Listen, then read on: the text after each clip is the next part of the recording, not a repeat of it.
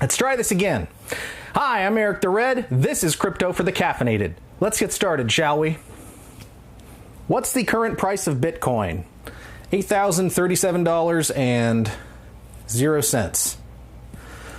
So we're up a bit higher than we were back a couple of weeks ago when we were trolling around the mid 6,000s. So it's good. We're up above 8,000. It looks like we may be on an upswing, but I've got my fingers crossed and we will knock on wood and just hope that this upward trajectory continues. But before we get started, I would just like to give a shout out and a huge thanks to BRANDONCOIN and the BRANDONCOIN community.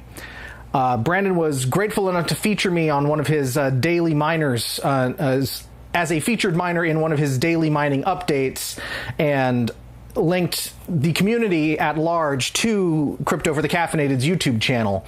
And the amount of support I've gotten from that has just been huge. My subscriber count has more than doubled since that feature, and I've already had a pretty awesome outreach from that community. And I just want to say from the bottom of my heart, I thank you all for giving me a chance and coming along with me on this journey into the unknown, because I'm still learning. I'm new at this, and the BRANDONCOIN community has been a tremendous and valuable source to me as I've learned all about mining and rigs and hardware and algorithms and all this stuff that I was completely oblivious about even just a few short months ago. But here we are now, and we're running strong, and I don't see myself stopping at any point in the near future. So in today's video, we've gotten a few more packages in the mail, and I apologize off the bat that this one is open. I was intending to save all my mining stuff to do unboxings like this when I get the hardware, just so that I can share my experience and a little bit of my joy with everyone out there. But I had a couple of different packages arriving, and I thought this was something else, but it's not, so it's open, so I'm not going to pretend that I haven't seen inside it already. I'm pretty sure that this one, which is still sealed, is related to this one. So I haven't opened that yet because I'm pretty sure I know what it is. But here we go. We might as well dive right into this and get started. So the story behind this equipment here is the fact that in my Jank-Ass mining rig, the 600 watt EVGA bronze power supply is already maxed out. And to say that it's maxed out is actually a bit of an understatement. Once I had all 6 of my cards in there and running, I finally plugged in my kilowatt meter and realized that, holy crap, I am pulling way more power through this thing than I should be. Which is bad. It's a 600 watt max power supply. I know there's some wiggle room there, but I was pulling 747 watts on that, which is not good. So I logged into NiceHash and I actually disabled one of my 1050s, and that brought me down to the mid 500s. So again, that also has to do with the algorithms that are running, because my 1050s are still running Kryptonite v7, which is pulling a lot less power than some of the other algorithms. So by disabling one of my 1050s as opposed to one of my 1060s, I was able to conserve enough electricity to still let the rest of the rig run. I can English. So what we've got in this box is my solution to that problem. Bubble wrap! No. More bubble. Why is it in pieces?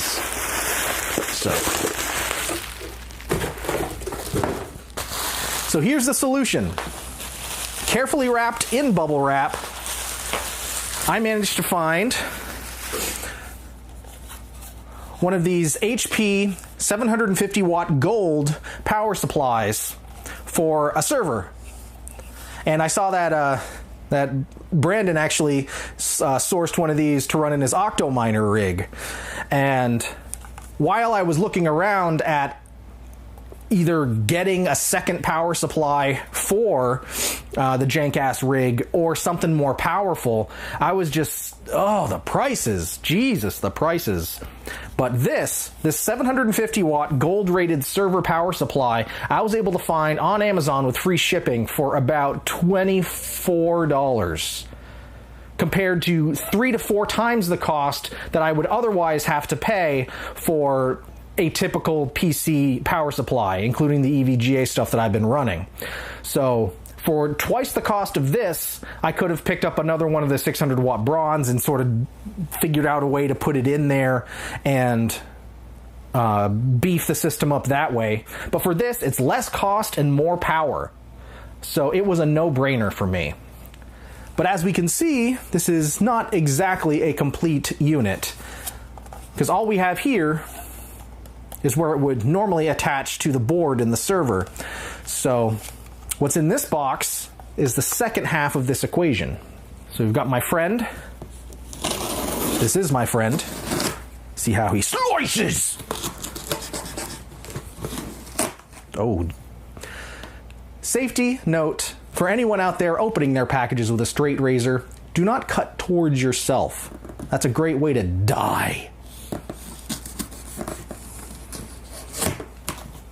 Also, it's probably a good idea to, use a box cutter or some proper implement to open your packages instead of a straight razor. But where's the fun in that?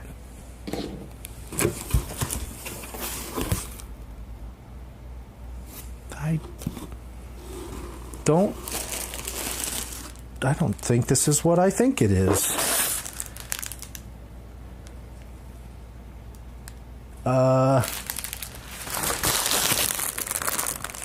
Oh God, that's loud.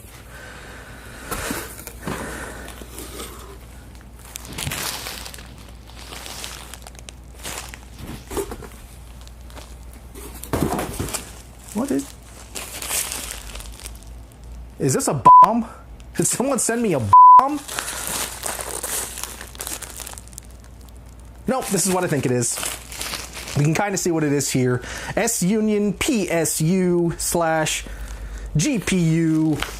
Brit with 5 nylon ties, or something like that. So I'll stop screwing around and get this thing open so you can see what it is. Oh, that's a terrible sound. I think we're going to switch to scissors for this.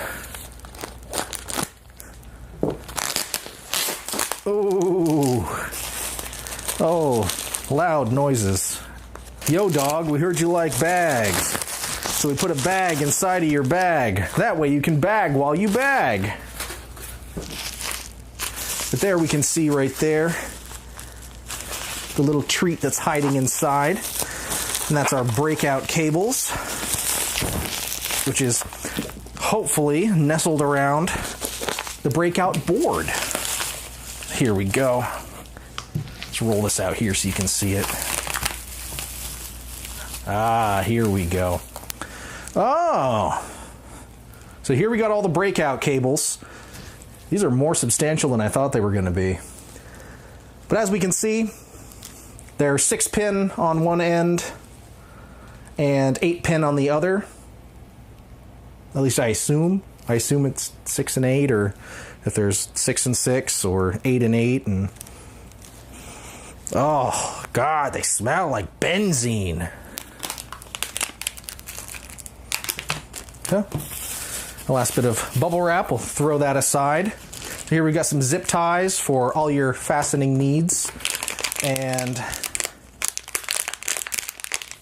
the main reason I ordered this, here is our breakout board. Whoa, this is different. This does not match the picture.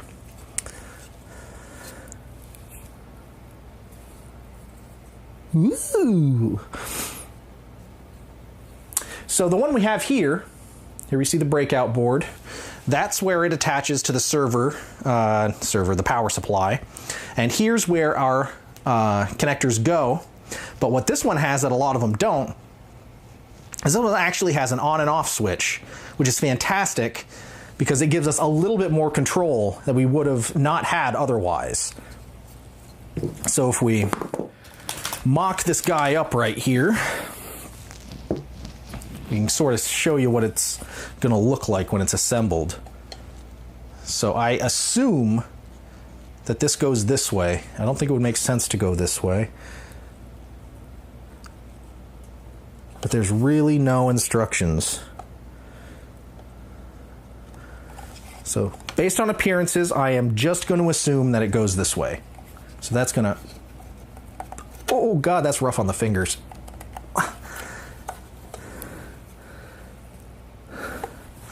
Let's figure this out here. And again, the main camera shuts off on us. So, you know what? We're not going to use the main camera. I don't know what the hell's the problem with it, but here we are. We've got a perfectly good GoPro and a Yi Discovery, and ouch, how the hell? It's... Jesus Christ. Let's try it the other way. I really don't think it goes upside down, but... Ouch. Jesus. Yeah, there's really not a whole lot to grip onto there. You see all the pins and... Ugh. Slide switch until power D on. Yep. And if you're keeping score at home, this model is STP0 revision number 1. So there is a bit of a picture there. So maybe it does go this way. Like this. Based on the picture right there, we can see it rising above the power supply. So they didn't give me instructions. So, oh geez, oh, that's rough on the fingers. That's gotta go in further than that. Well, let's roll up our sleeves and... Oh! There we go. That wasn't so bad. Wait a second.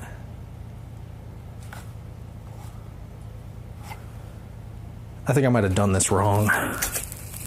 Okay, no, I'm okay, I was correct basing it on the drawing. So, if we look here, we can see that there's sort of a pattern on the contacts. We can see that there's individual ones there and then 2 bigger ones right there. And if we look here on the board, we can see that those pretty much match. So that means they match this way. So that means that this is the direction it goes, and I was right the first time. So let's put this back in here. There we go. It's a little easier the second time. So there it is. There it is. It sits there just like that. And then our cables plug in here, and then we run them to our cards. So this is pretty great. So what I think I'm going to do now is I'm going to go power down the Jank-Ass rig, haul that bad boy in here, and get this thing attached. Yeah, I think that's what I'm going to do.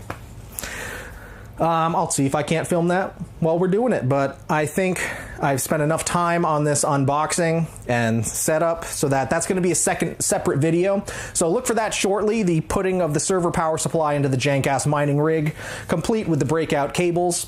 And the one last advantage of this, as opposed to a regular power supply, is I think it's going to take up a little less space, and it's also going to give us more power so that maybe I can even max that rig out with 8 full cards, because I'm pretty sure that thing will hold 8 cards.